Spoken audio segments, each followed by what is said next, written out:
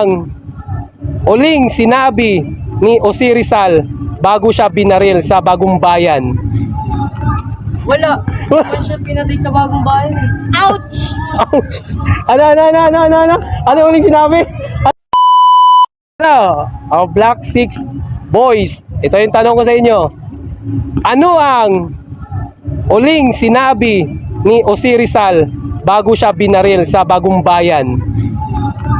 Wala. Wala siya pinatay sa Bagong Bayan eh. Ouch! Ano uling sinabi? Ouch! Ano uling sinabi ni Jose Rizal Wala. Di mo siya doon pinatay. sa Bagong Bayan? Siya pinatay doon. Doon siya binaril. Doon siya binaril. Siya lang. Alam mo sinabi na. Makarton. Ano yun? Yung Bagong Bayan, yan yung Luneta ngayon. Bagong Bayan dati yung Luneta. Ano ay siyang return? Alam ko na. Ano? Consumato mes.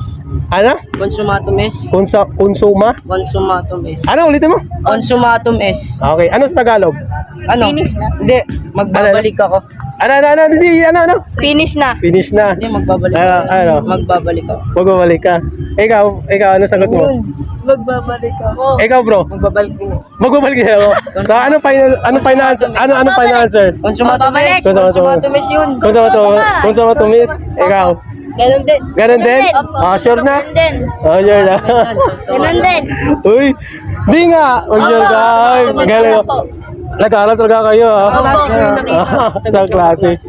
Ayun, mga idol, dahil dyan. Uy, 5 pesos lang to. 5K!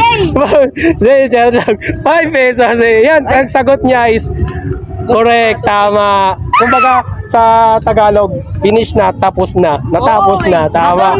Uy, galing. Oh, bismam, galing. Galing, tama. Tama. Yan, wait lang, yan. Sa TV na ulit ako. Wait lang, kunin ko yung premium. May premium kayo, may premium. Wait lang.